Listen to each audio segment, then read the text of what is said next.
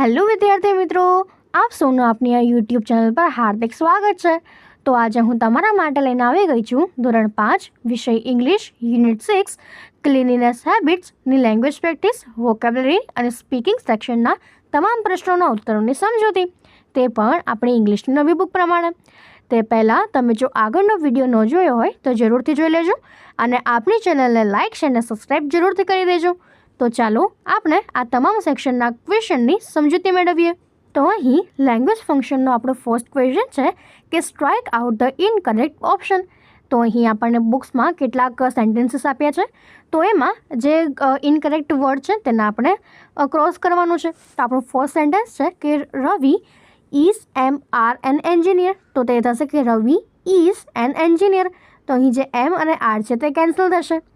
એવી જ રીતે સેકન્ડ છે કે દે ઇઝ આર માય ફ્રેન્ડ્સ।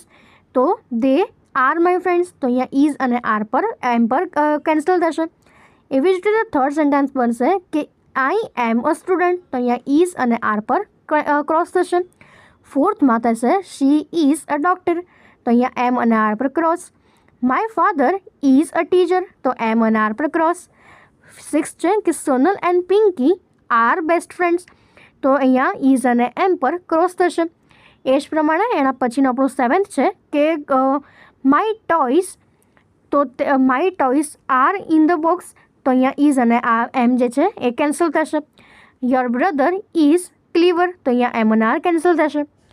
તો હવે એના પછીનો આપણો સેકન્ડ ક્વેશ્ચન છે કે complete the passage with was and were. તો અહીંયા આપણને જે પેરેગ્રાફ આપ્યો છે એ પેરેગ્રાફને વોઝ અને વરથી કમ્પ્લીટ કરવાનો છે।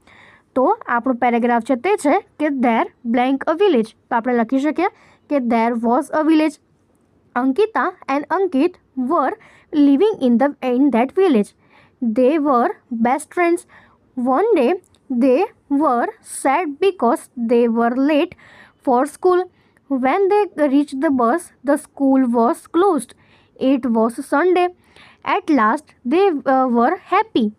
તો હવે એના પછીનો આપણો થર્ડ ક્વેશ્ચન છે કે filling the blanks with have and has. તો આપણને હેવ અને હેઝ સાથે જે બ્લેન્ક્સ છે એને પૂર્ણ કરવાની છે। તો આપણું ફર્સ્ટ છે કે the boy has a book. તો અહીંયા તે હેઝથી પૂર્ણ થશે। એ જ રીતે સેકન્ડ છે ધ સ્ટુડન્ટ્સ હેવ બેગ્સ। એના પછી third the doctor has a stethoscope. Fourth છે the farmer has a spade in his hand. તો હવે એના પછીનો આપણો છે ફિફ્થ છે કે ધ એલિફન્ટ્સ હેવ સ્ટક્સ। એના પછી સિક્સ છે the policeman has a gun અને એના પછી સેવન છે વી હેવ બલૂન્સ। તો હવે એના પછીનો આપણો ફોર્થ ક્વેશ્ચન છે કે read the following story filling the blanks with I, is, are, was, were, blanks, have, has and had.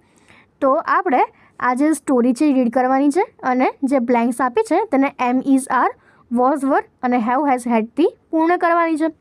તો આપણું ફર્સ્ટ છે કે a farmer had 5 sons. He was very worried about them. They were strong and hardworking, but they were always quarreling with one another. The farmer wanted his son to stop quarreling. He wanted to have peace and unity among them. But words of advice or scolding did not have any effect on these young peoples. He had an idea. One day, the farmer called all his sons together. He showed them a bundle of sticks and said, I have these bundles of sticks. Try to break these sticks without taking them out of the bundle. The sons tried one by one, but none of them could break the sticks. The farmers then separated the sticks and gave each of them just a single stick or brick. They broke the sticks easily. The farmer said, I am your father. It is my duty to teach you this lesson. The sticks are strong when they are united. A single strike has less strength. Alone it is weak. You will be strong if you are united.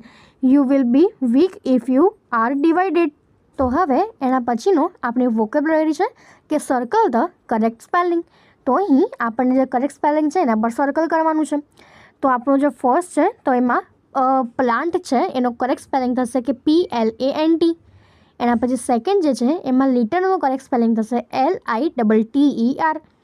થર્ડમાં પાર્કનો spelling થશે PARK. એવી જ રીતે અર્થ છે એ થશે EARTH. અને જે garbage છે તે થશે GARBAGE. એના પછીનો હવે સેકન્ડ છે કે સર્કલ ધ ઓડ વન. તો અહીં આપણે જે આપ્યા છે વર્ડ્સ એમાંથી જે ઓડ હોય એના પર આપણે સર્કલ કરવાનું છે. તો અહીંયા ઓર, ફ્રેશ, ગાર્બેજ, રબિશ અને લીટર. તો અહીંયા ગાર્બેજ, રબિશ અને લીટર જે છે એનો મિનિંગ સેમ થાય છે. તો જે આપણને કચરો સૂચવે છે, પરંતુ અહીંયા ફ્રેશ જે છે એ ઓડ થશે એટલે કે અલગ થશે. તો આપણે તેના પર સર્કલ કરીએ. એના પછી સેકન્ડ છે પ્લાન્ટ, ફ્લાવર અને ટ્રી. તો એ ત્રણે ત્રણ એક ઝાડ સાથે કે વૃક્ષ સાથે સંકળાયેલા છે, પણ અહીંયા બાઇસિકલ જે છે એ આપણું અલગ થશે. ત્રીજું છે ડક, ક્રેન અને ડકલિંગ. તેમાં જે મંકી છે એ અલગ થશે. એના પછી ફોર્થ છે સોપ, બ્રશ, શેમ્પૂ અને બાથરૂમ. તો અહીંયા જે સોપ, બ્રશ અને શેમ્પૂ છે એ અલગ વસ્તુ છે અને બાથરૂમ એક અલગ વસ્તુ થશે. એવી જ રીતે ફિફ્થ છે કે વોશિંગ, ક્લિનિંગ અને ડસ્ટિંગ. તો એ બધા જ સેમ છે, જે ક્લીન સાથે સરખાયેલા છે, અને જે ઇવનિંગ છે એ અલગ થશે. તો આપણે એના પર સર્કલ કરીશું. તો હવે એના પછીનો આપણું સ્પીકિંગ સેક્શનનો ફર્સ્ટ ક્વેશ્ચન છે કે filling the blanks using the words from the brackets. Ask the questions and give their answers. તો અહીંયા આપણને જે બ્લેન્ક્સ આપી છે તેને પૂર્ણ કરવાની છે. તો ચાલો આપણો એનો ફર્સ્ટ ક્વેશ્ચન થશે કે what should you do to keep your blank clean. તો તે થશે what should you do to keep your teeth clean.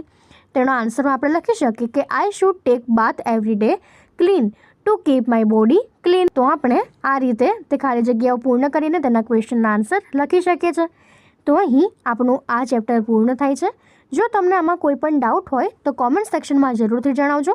અને જો તમને આ વિડીયો પસંદ આવ્યો હોય તો તમે એકદમ ક્યુટ કોમેન્ટ કરી શકો છો. અને આપણી ચેનલને લાઇક, શેર અને સબસ્ક્રાઈબ જરૂરથી કરી દેજો. Thank you.